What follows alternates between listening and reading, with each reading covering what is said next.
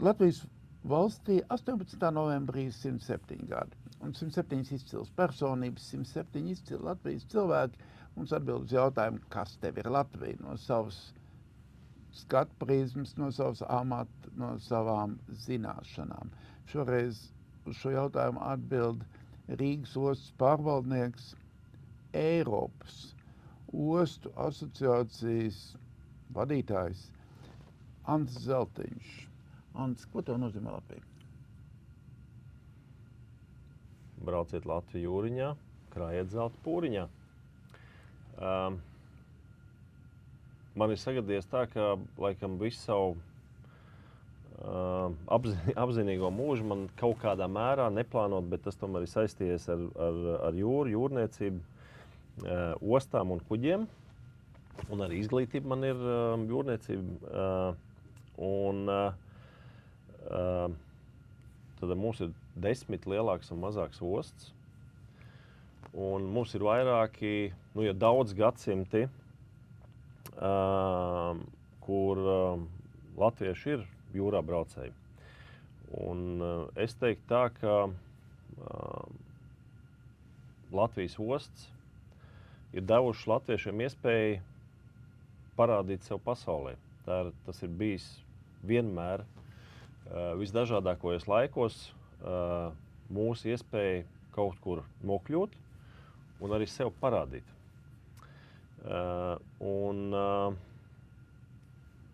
Īstenībā bez mūsu 10 lielākām un mazākām ostām un bez jūras mums īsti nebūtu Hercoga Jēkaba. Maz ticams, ka mums būtu Namēga Gredzena tādā izpratnē. Un maz ticams, ka, nevis maz ticams, bet noteikti mums nebūtu lielākā daļa jau par folkloru kļuvušie dažādie stāsti, tā skaitā arī par Velka Alpiem.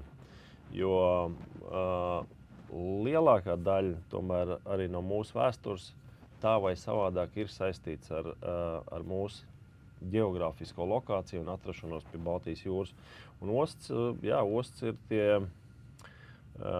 ostas vēsturiski vienmēr ir bijuši tie ekonomiskie dzinekļi, gan priekš cilvēkiem, dažādos laikos, sākot noteikti no vikingu laikiem un beidzot īstenībā arī šodien,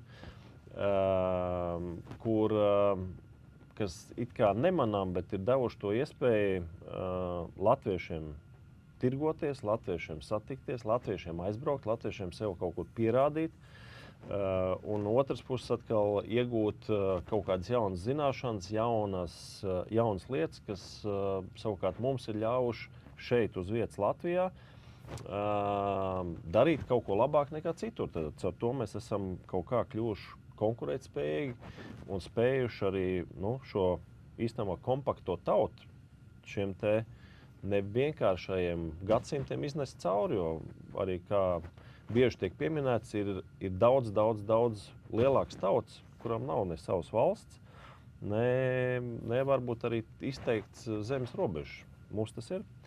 Un es teiktu, ka jūra un mūsu geogrāfiskā lokācija lielā mērā ir par pamatām. Tā kā skaidrs, ka laika plūsma mainās, šodien viss kaut kas paliek dinamiskāks. Un brīžiem mēs atkal ar to savu resursu vai tām lietām, kas mums ir, mēs īsti nespējam saprast, ko iesākt. Un arī ostu kontekstā jau kaut kādu laiku mēs tur cenšamies saprast, kāpēc mums to vajag, un vai mums to vajag, un ko mums ar to darīt, un kāda tam ir nākotnes perspektīva. Bet es domāju, tādā kopumā skatoties, man liekas, ka jūrniecība, jūra tirdzniecība un ostas caur gadsimtiem sev ir pierādījusi, ka tas ir un paliek diezgan tāds stūrakmens arī mūsu kā valsts pastāvēšanā. Jo mēs to esam brīžiem pieņēmuši pa sev saprotam lietu un kā kaut ko pašu par sevi saprotam, bet ir jāņem vērā, ka daudz kur pasaulē tas ir kaut kas, kas ir principā neeksistējoši, nepieejams un šādas iespējas vispār nav. Un brīžiem noteikti jāpaskatās caur prizmu, tad, ko mums tas dod un kā būtu, ja tā nebūtu. Bet tev tagad ir iespēja salīdzināt ar citām Eiropas ostām un attīstību, kāda viņi ir. Tad tev jākomentē, kāda Rīga, Ventspils un vēl 7 ostas, kuras tu pieminēji. Ne, labi, noteikti tādā tā filozofiski, noteikti mēs ne ar ko diži neatšķiramies arī no citām ostām. Vienmēr, un arī latviešiem tas ir diezgan dabīgi, vienmēr skatīties, ka citur zāļi ir zaļāk, alas ir garšīgāks, Tā gan nav tiesa. kotleti ir lielāki vai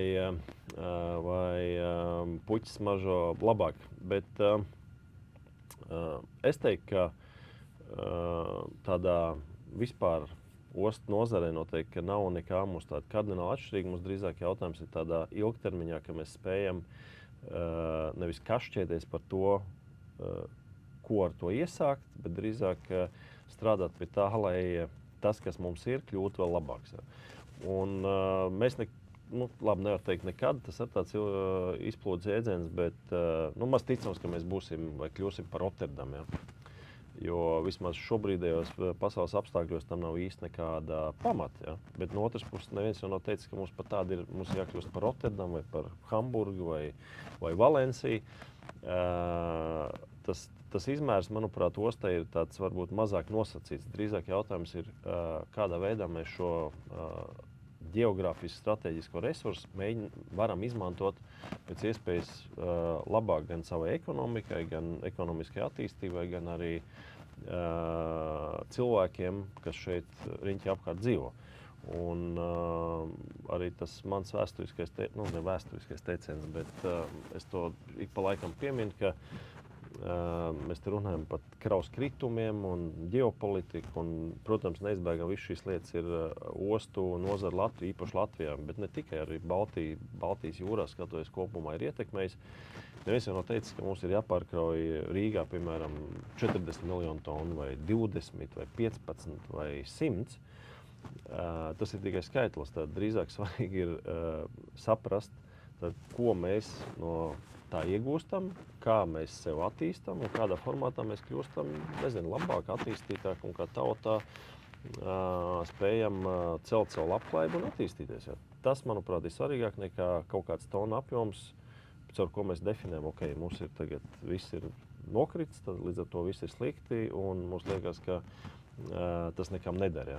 Manuprāt, tai prizmai jābūt ir pilnīgi otrādai.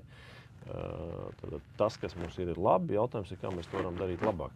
Un noteikti arī Rīgas ostas griezumā skatoties, kas ir varbūt mans ikdienas darbošanās lauciņš, noteikti pagriežot 30 gadus atpakaļ, bija varbūt pusi no tā apjoma, kas ir šobrīd pēc visiem kritumiem un izmaiņām. Ja? Un tādā laikā neviens necēla jautājumu par to, ka mums kaut ko nevajag, ka mums viss ir slikti un ka mēs tagad vajag kaut ko apgriezt kājām gaisā un darīt savādāk. Tā vēstures retrospekcija, man liekas, ka brīžiem ir labi. Caur to tu mazliet izbalansē un saprot arī, kas ir svarīgi un kas varbūt nav tik svarīgi. Un savukārt apskatoties atkal uz saviem kaimiņiem, kaut vai tiem pašiem igauņiem vai leišiem, piemēram, Klaipēda, kādā veidā var lietas attīstīt, jo, ja mēs paņemtu arī Klaipēda bija pilnīgi tāda nomals